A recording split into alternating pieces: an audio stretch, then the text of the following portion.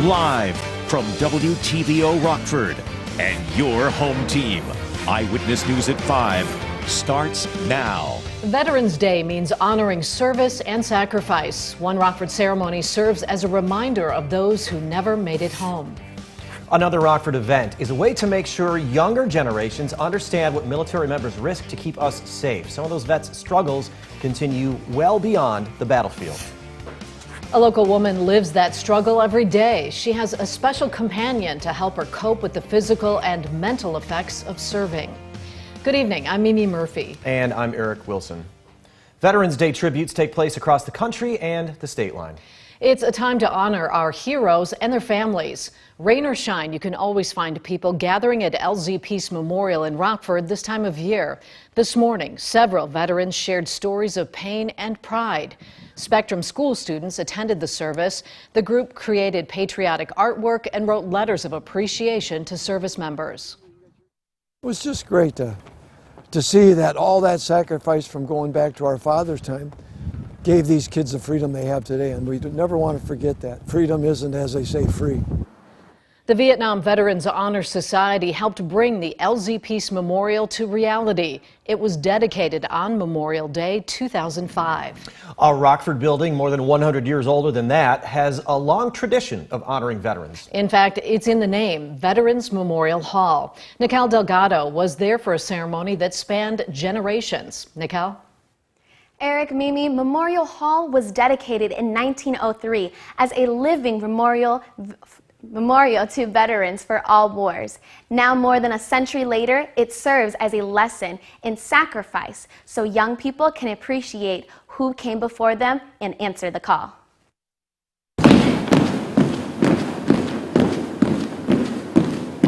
Leonard Casaro spends every November 11th at Veterans Memorial Hall in Rockford. I've been coming the last few years for the veterans, for the program, and it's a really nice event. This year, he brought his grandson, sharing his passion of learning about and honoring our veterans. The names of local people who died serving our country are written on the wall, a way to keep their memory alive. It's all about bringing the American people together to commemorate Vietnam veterans and celebrate their enduring legacy. Todd Burton gave this year's keynote. The Rockford native is a retired Army officer and now works to support the thousands of commemorative partners who honor our veterans.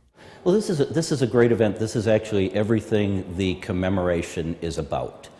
The name of our commemoration is the United States of America Vietnam War Commemoration, and it's looking at the 50th anniversary of the end of the war. Casaro says it's important to recognize our heroes and their sacrifice. When I see veterans, if they wear a hat or something, I always say, thank you for being a veteran. And I think that sounds better than thank you for your service. I always say thank you for being a veteran. I think that sounds better, and I do that all the time.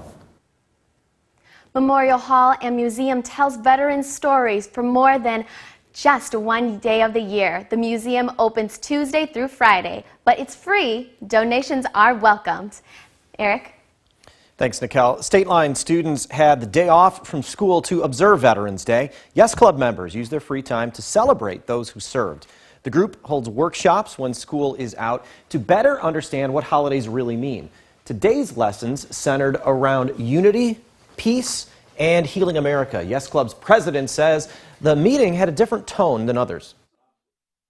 I would say more impactful because on other holidays we're commemorating different traditions. This holiday specifically, we're commemorating those who have served and protected our country. Yes Club's goal is to set students up for positivity, character development, academic achievement, and success. More than 2 million combat soldiers have returned home from war wounded. Even more soldiers have scars we can't see. A local veteran has found comfort in a four-legged friend, so much so she brings her dog everywhere, even work. Michelle Rave has more on the pair. Michelle? Having a disability has not stopped one local veteran from thriving. She wants others to be aware you never know what another person is going through. The service that I've provided to the country is diminished almost routinely because of the fact that I'm a female. I'm not your typical veteran. Shannon served our country from 1995 to 1999. When you first look at her, you wouldn't know she has a disability as well as PTSD. I have a hearing loss in my right ear from my time in service.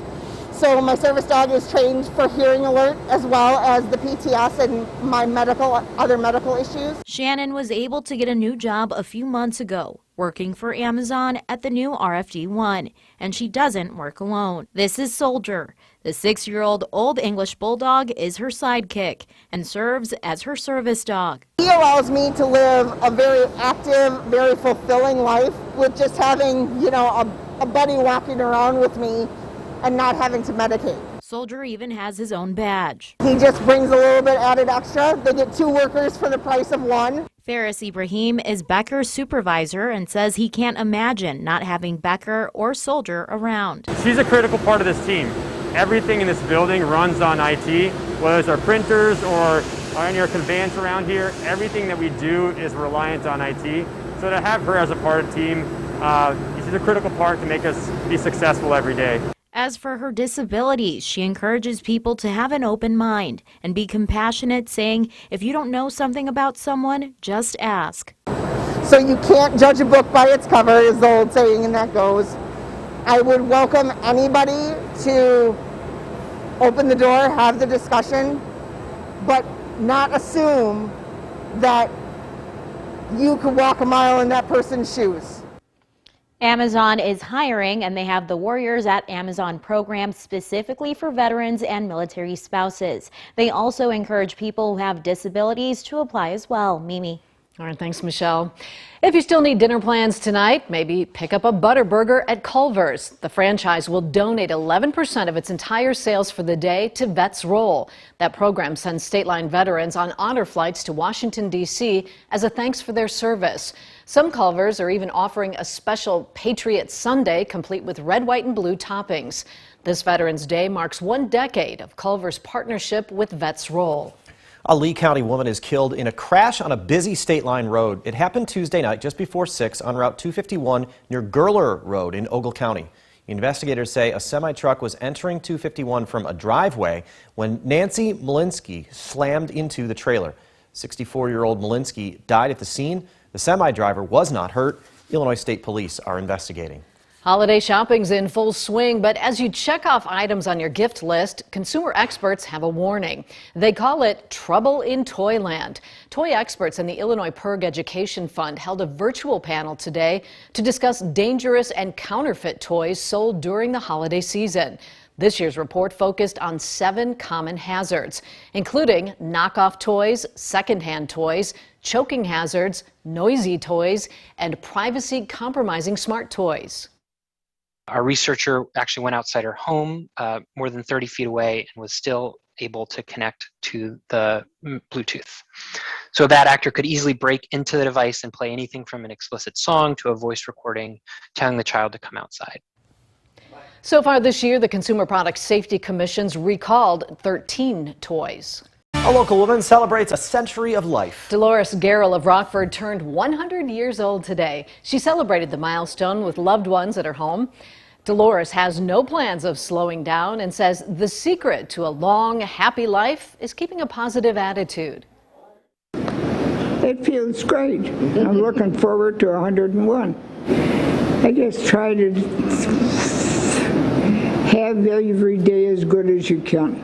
Take each day as it comes and make the best of it.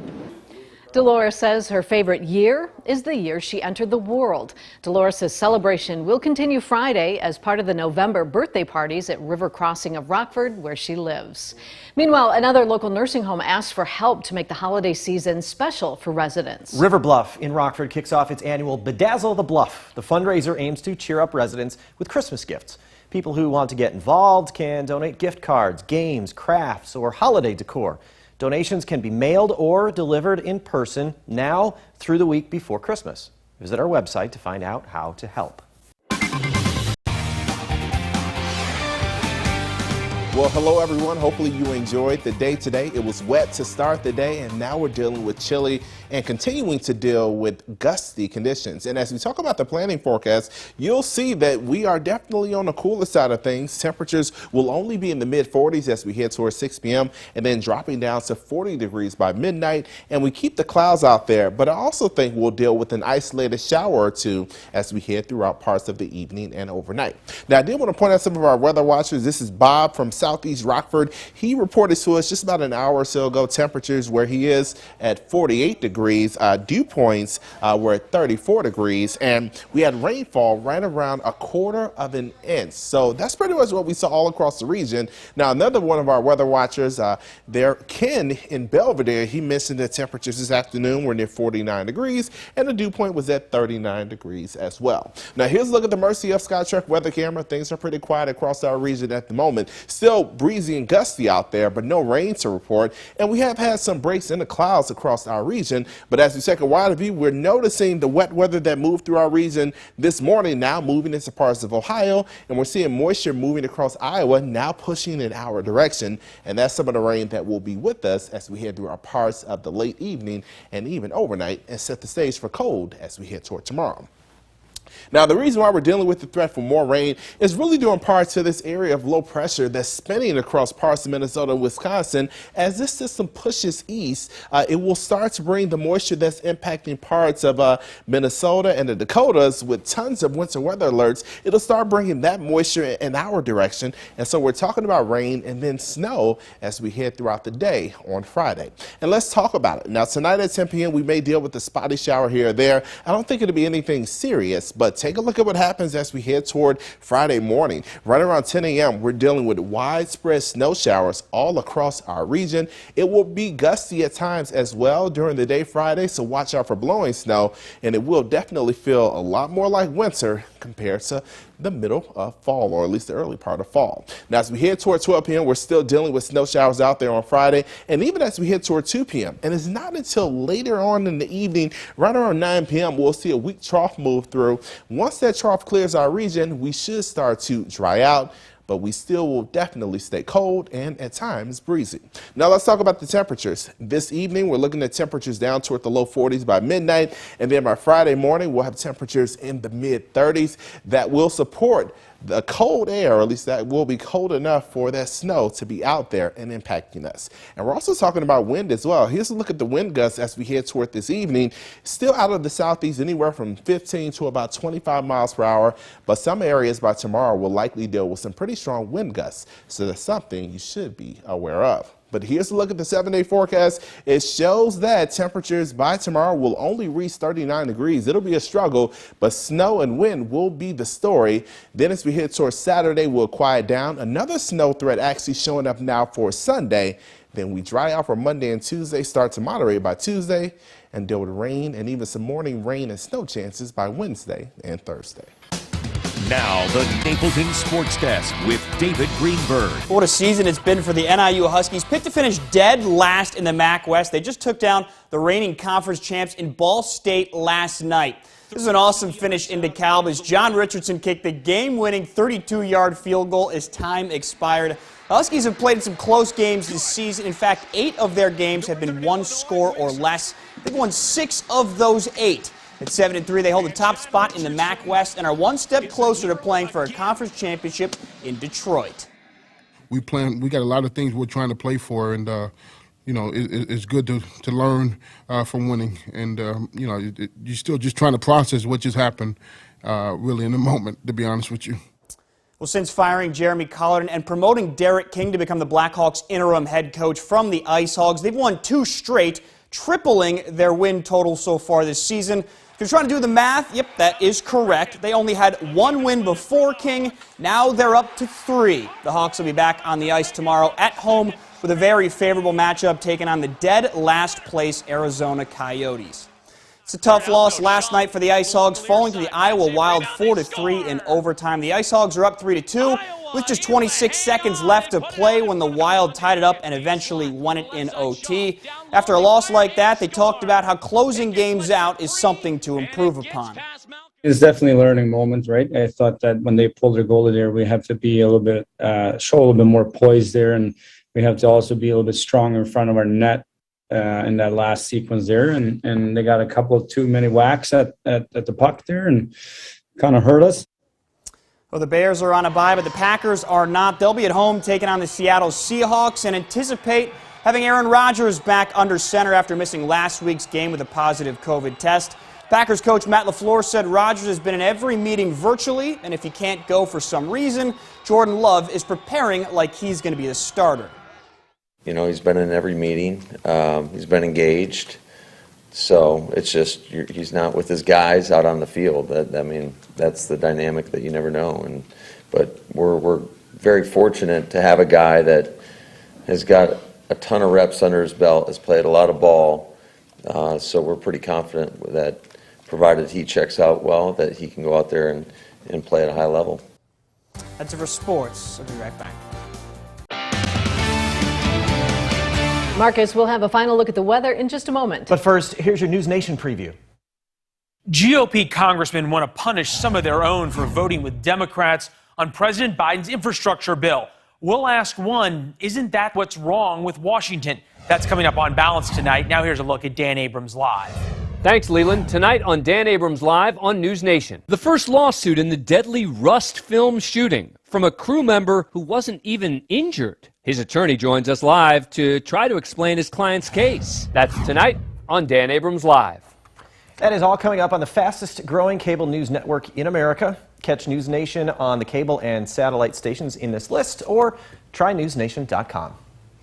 Marcus is back to tell us about our morning tomorrow. It's going to be a little bit of a surprise. Yes, now I think first when people get up, they may not notice any snow flurries, but it's really that late morning into the afternoon that snow showers will be out there for sure. So maybe everybody will be at work and school already. Then it'll all snow and be nasty, and then when it's time to leave work and school, everything will be gone. You know, it does look like it'll happen that way. So maybe we'll all get lucky tomorrow. But as we take a look at the First Warn Interactive Radar brought to you by Rockford Auto Glass and more, we see moisture moving through Iowa, getting closer to us, and we're talking about isolated showers out there late tonight. Temperatures down toward 35 degrees. Definitely turn on the heat this evening, and as we look ahead to what's on the way, we're talking about just cold conditions for Friday. All right, thanks, Marcus. And thank you for spending some time with us. Stay safe.